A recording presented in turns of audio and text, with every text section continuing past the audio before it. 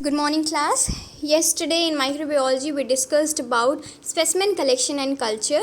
So today we will discuss culture in detail. What do you mean by culture? So the definition of culture is a microbial culture or microbial culture is a method of multiplying micro organism और bye letting them reproduce. तो एक microbiological culture या microbial culture, हम microbiology में जो भी culture लेते हैं या हम माइक्रोबियल कल्चर जो लेते हैं उसका मतलब क्या होता है, हम एक ऐसा मीडियम बनाते हैं, एक ऐसा न्यूट्रिएंट बनाते हैं जिसमें कि हम माइक्रो ऑर्गेनिज्म को वहाँ पे रख के और रिप्रोड्यूस करने को हेल्प कर सकें। दैट मीन्स हम उसको अच्छा एनवायरनमेंट प्रोवाइड करेंगे, अच्छा फूड प्रोवाइड करेंगे, न्यूट्रिएंट प्रोवाइड करेंगे, साथ में टेम्परेचर प्रोवाइड करेंगे, जिससे कि माइक्रो ऑर्गेनिज्म जो है हमारे ईजिली ग्रो कर पाएँ और हम आगे जाके उनको स्टडी कर पाएँ।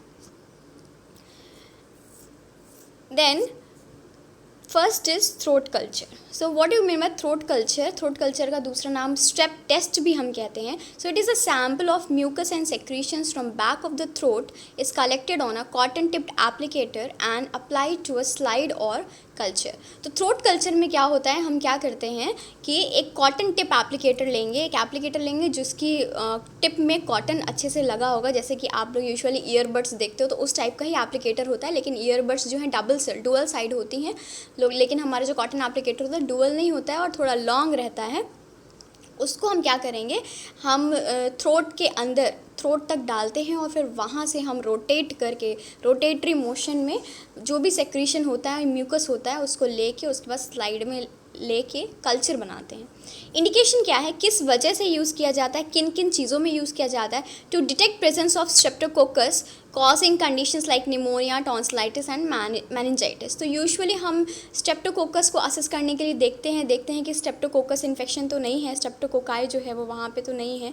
और स्ट्रेप्टोकोकाई से क्या क्या डिजीज़ कंडीशन हो सकती है, निमोनिया हो सकता है और मेनिंजाइटिस हो सकता है। सो ये जो डिजीज़ कंडीशन है, टॉन्सिलाइटिस, ये डिजीज़ कंडीशंस जो हैं तो ये अगर हैं स्ट्रेप्टोकोकस की वजह से, अगर स्ट्रेप्टोकोकस होगा दैट मीन्स इन तीनों में से कोई डिजीज़ कंडीशन है। नेक्स्ट है हमारा sputum culture. So sputum is a mixture of saliva and mucus coughed up from the respiratory tract. Sputum क्या होता है, ये हमारा सलाइवा, ठीक है, माउथ में जो भी हमारा सलाइवा प्रेजेंट होता है, साथ में हमारा जो म्यूकस, जो हमारे थ्रोट में म्यूकस रहता है, अगर हम उसको कफ करके बाहर निकालते हैं तो उसको बोलते हैं sputum. It should be collected early in the morning before the meal और ओरल केयर। तो ये हमें कब कलेक्ट करना चाहिए? अर्ली इन द मॉर्निंग में जल्दी सुबह कलेक्ट करना चाहिए, खाना खाने के पहले, साथ में ओरल केयर के पहले। हमें ब्रश भी नहीं करना है, हमें कुछ खाना भी नहीं है, पानी भी नहीं पीना है, हमें अर्ली मॉर्निंग जैसे ही हम उठते हैं उसके बाद ही हमें जाके ये कलेक्ट करना है। Specimen are oftenly take in 3 consecutive days. तो हमारा स्पूटम कलेक्शन जो है वो हम 3 लगातार कॉन्सिक्यूटिव डेज हम लेते हैं, 3 दिन लगातार लेंगे। Because it is difficult to cough up enough sputum at one time and an organism may be missed if one culture is done. ये हम क्यों करते हैं, 3 दिन लगातार क्यों करेंगे, एक ही दिन में हम बार बार क्यों नहीं कर सकते? क्योंकि हमें अर्ली मॉर्निंग लेना है, कुछ भी मिक्स नहीं होना चाहिए उसमें, और हमारा स्पूटम जो है वो बिल्कुल फ्रेश होना चाहिए नाइट फास्टिंग के बाद। तो इसलिए हम डेली मॉर्निंग लेंगे, 3 दिन लगातार लेंगे, क्योंकि एक बार में इतना ज़्यादा स्पूटम आता नहीं है। और अगर हम सिर्फ एक बार लेते हैं तो कभी कभी ऐसा हो सकता है माइक्रो ऑर्गेनिज्म मिस हो गया, लेकिन 3 दिन, एक दिन हम लेंगे, दूसरे दिन, तीसरे दिन, हम 3 दिन वो पूरा इकट्ठा करके स्पूटम, उसके बाद उसको टेस्ट करेंगे कि माइक्रो ऑर्गेनिज्म है कि नहीं है।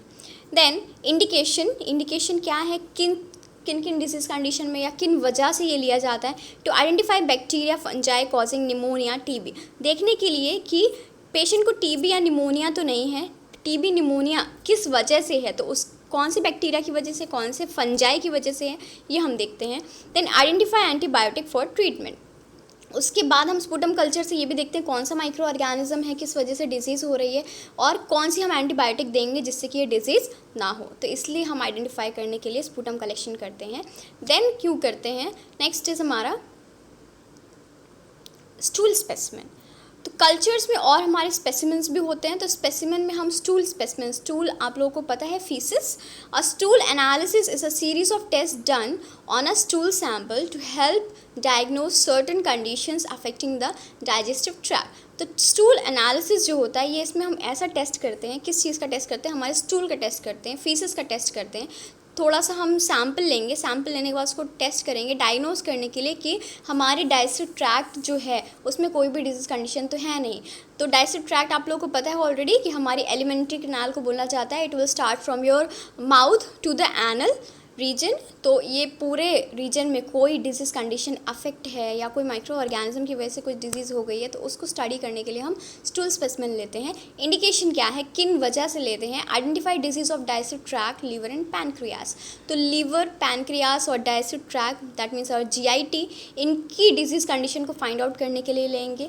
Then to find the cause of symptoms like prolong diarrhoea, फिर देखने के लिए कि ये जो सिम्टम्स हैं, जितने भी सिम्टम्स अभी मैं बताऊंगी, ये सिम्टम्स हैं ये किन वजह से हैं, उसको स्टडी करने के लिए करते हैं। अगर किसी पेशेंट को प्रोलॉन्ग डायरिया हो रहा है, बहुत लंबे टाइम तक डायरिया होता जा रहा है, आप मेडिसिन ले रहे हो फिर भी क्योर नहीं हो रहा है, तो देखने के लिए। देन नोज़िया, अगर नोज़िया बहुत ज़्यादा हो रही है, फीलिंग हो रही है कि वॉमिटिंग होगी, देन वॉमिटिंग, एनोरेक्सिया मतलब भूख नहीं लग रही है, ब्लोटिंग हो रही है, बहुत ज़्यादा गैस्ट्रिक फॉर्मेशन है, बहुत ज़्यादा हमारा एब्डोमेन जो है वो डिस्टेंड है, आगे को है, देन एब्डोमिनल पेन एक्सेट्रा। तो ये सारे जो हमारे सिम्टम्स हैं किस वजह से हैं, इनको फाइंड आउट करने के लिए हम स्टूल स्पेसिमेन लेते हैं। Then screen for colon cancer by checking occult blood. तो हम ऑकल्ट ब्लड को चेक करते हैं स्टूल में। ऑकल्ट मीन्स हिडन, ऑकल्ट मतलब होता है हिडन।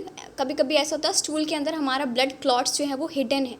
अगर ब्लड क्लॉट्स हमारे स्टूल में हिडन है तो ये चांसेस हो सकते हैं कि पेशेंट को कोलन कैंसर है। कोलन मीन्स योर इंटेस्टाइन, है ना, इंटेस्टाइन का कैंसर है। तो इसको फाइंड आउट करने के लिए भी हम स्टूल स्पेसिमेन लेते हैं। Then look for parasites, parasites को देखने के लिए। Parasites means parasites are the organism और the things which feed on your body, है ना, हमारे ऊपर, हमारी बॉडी के ऊपर जो रहते हैं, हमसे ये फूड हमारा सक करते हैं और ज़िंदा रहते हैं, उनको बोलते हैं पैरासाइट। तो ज़्यादातर हमारे स्टूल में हम वर्म्स देख सकते हैं, like pin worm, then tape worm, बहुत सारे डिफरेंट टाइप्स ऑफ वर्म होते हैं, आप लोगों ने पढ़े हैं, उनकी डिजीज़ कंडीशन भी पढ़ी है वर्म इन्फेस्टेशन की। तो वर्म जो हैं अगर हमारे स्टूल में हैं दैट मीन्स पैरासाइट्स प्रेजेंट है। Then check for malabsorption syndrome. Malabsorption syndrome को चेक करने के लिए, माल एब्जॉर्प्शन मतलब हमारा खाना अगर अच्छे से एब्जॉर्ब नहीं हो रहा है तो किस वजह से नहीं हो रहा है, ये देखने के लिए हमारा खाना जो है वो एब्जॉर्ब हो रहा है कि नहीं, वो चेक करने के लिए भी हम स्टूल स्पेसिमेन लेते हैं। Then next is our urine specimen. तो हम यूरिन स्पेसिमेन क्या होता है हमारा, simple urine test such as for sugar and acetone are often performed by the nurse in the hospital और by the patient at home. तो आप लोगों ने ये फंडामेंटल्स में पढ़ा होगा urine specimen, urine test. Usually हम बेनेडिक्ट टेस्ट यूज़ करते हैं और भी हमारे टेस्ट होते हैं, hot and cold test, test strip और बहुत सारे डिफरेंट टेस्ट होते हैं जो हम शुगर के लिए देखते हैं पेशेंट को डायबिटीज़ तो नहीं है, शुगर मीन्स योर डायबिटीज़ तो नहीं है, वो चेक करने के लिए। देन एसीटोन चेक करने के लिए हम देखते हैं। देन इंडिकेशन, किन वजह से हम यूरिन स्पेसिमेन लेते हैं, पहला है हमारा for diagnosis, monitoring and treatment of disease को पहचानना, किस डिजीज़, कौन सी डिजीज़ है पेशेंट को मॉनिटर करना, अच्छे से पेशेंट को ऑब्जर्व करना, साथ में डिजीज़ को समझना कि हम डिज़ीज़ को समझने के बाद हम क्या ट्रीटमेंट आगे लेंगे। अगर हम डिज़ीज़ डायग्नोस करेंगे तभी तो हम ट्रीटमेंट दे सकते हैं, बिना डायग्नोसिस के हम कोई ट्रीटमेंट नहीं दे सकते। तो स्पेसिमेन यूजुअली हमारे डायग्नोस करने के लिए कलेक्ट किए जाते हैं, फिर आगे पहचानने के लिए हमें क्या इनको ट्रीटमेंट देना है। देन फाइंड ओवुलेशन और प्रेगनेंसी। तो यूरिन टेस्ट से आप लोगों ने देखा होगा कि सुना होगा कि अगर कोई लेडी प्रेग्नेंट है तो यूरिन टेस्ट करती है, यूपीटी टेस्ट करती है ना। यूपीटी टेस्ट से पता चलता है कि पेशेंट जो है वो प्रेग्नेंट है कि नहीं है, पर्सन जो है प्रेग्नेंट है कि नहीं, लेडी प्रेग्नेंट है कि नहीं, या ओवुलेशन में तो नहीं है। प्रेगनेंसी है तो एससीजी उसमें होगा, दैट मीन्स प्रेग्नेंट है। अगर एससीजी नहीं है दैट मीन्स जो लेडी है वो ओव्यूलेशन पे है, ओव्यूलेट कर रही है अभी। देन ड्रग अब्यूज़ मतलब कोई ड्रग्स तो नहीं ले रहा है। यूरिन टेस्ट से यूरिन में हमारे ड्रग जो है वो सेक्रीट हो जाते हैं, तो हम ये भी देख सकते हैं कि पेशेंट कोई ड्रग तो नहीं ले रहा है। रिहैबिलिटेशन, पेशेंट अगर क्योर हो गया है उसके बाद उसके फॉलोअप केयर के लिए भी हम टेस्ट करते हैं। ये सारे प्रोग्राम जो रिहैबिलिटेशन प्रोग्राम और ये सब फॉलोअप केयर जो है ये भी करने के लिए हम यूरिन स्पेसिमेन लेते हैं। Then check the kidney functions, kidney हमारी प्रॉपर्ली वर्क कर रही है कि नहीं कर रही है। कि यूरिन टेस्ट से हमें ये पता चल सकता है कि सीरम क्रिएटिनिन हमारी बॉडी में कितना है ना, यूरिया कितना है। अगर ये हमारी बॉडी में ज़्यादा है, यूरिन में ज़्यादा है, सेक्रीट बहुत ज़्यादा अमाउंट में हो रहा है तो कोई दिक्कत हो सकती है, और बिल्कुल नहीं हो रहा है तो भी कोई दिक्कत हो सकती है। तो यूरिन टेस्ट से हम ये भी पता कर सकते हैं कि हमारी किडनी प्रॉपर फंक्शन कर रही है कि नहीं। देन नेक्स्ट है आपका ब्लड कल्चर। तो ब्लड कल्चर आप क्यों लेते हो? Blood culture are done to identify a disease of causing organism specially in patient who have an elevated temperature for an unknown reason. तो ब्लड कल्चर हम ज़्यादातर उन लोग करते हैं, जैसे ज़्यादातर आप लोग जब कभी हॉस्पिटल जाते हो तो आपका ब्लड कल्चर कब किया जाता है? अगर आपको फीवर है, फीवर उतर नहीं रहा है, ज़्यादातर टेम्परेचर अगर हमारा हाई है, एलिवेटेड टेम्परेचर है, तो हम क्या करेंगे? ब्लड टेस्ट करा के देख लेंगे कि किस डिजीज़ कंडीशन की वजह से टेम्परेचर हाई है। कभी कभी डिजीज़ कंडीशन निकलती, कभी कभी नहीं निकलती। तो हम पहचानने के लिए कि पेशेंट जो है वो हेल्दी है कि नहीं, पेशेंट को कोई डिजीज़ तो नहीं है, उसके लिए हम ब्लड कल्चर लेते हैं। ज़्यादातर तब लेते हैं जब पेशेंट का टेम्परेचर हाई हो। तो इंडिकेशन क्या क्या है? Knowing general state of the health, इससे आपको पता चलेगा कि पेशेंट जो है वो जनरली हेल्दी है कि नहीं। Then confirming the presence of bacteria और वायरल इन्फेक्शन, आपको कंफर्म पता चल जाता है कि पेशेंट को बैक्टीरियल इन्फेक्शन तो नहीं है, बैक्टीरिया तो नहीं है, या वायरल इन्फेक्शन तो नहीं है।